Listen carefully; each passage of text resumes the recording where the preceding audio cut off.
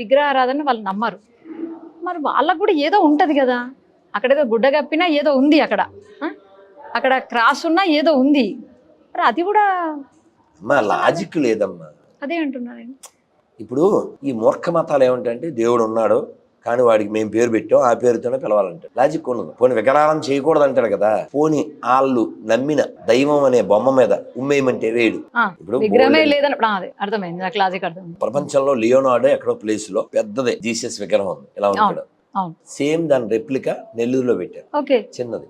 నేను కారులో రిటర్న్ వెళ్తూ తిరుపతికి చూసా, ఇదేందే నేను ఏడా చూడలే అన్నాను. నిజంగా అది పెట్టించింది కూడా అలా అన్నోడే, ఇదేందే నేను ఏడా చూడలే, ఈడెమ్మా బడవ అంటాడు కదా, అతనే పెట్టించాడు.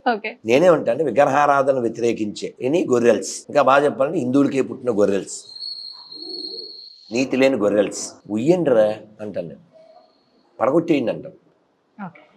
అలా అంటే దాన్ని వ్యతిరేకిస్తున్నారు కాబట్టి కేవలం mentally week fellows can join in Christianity.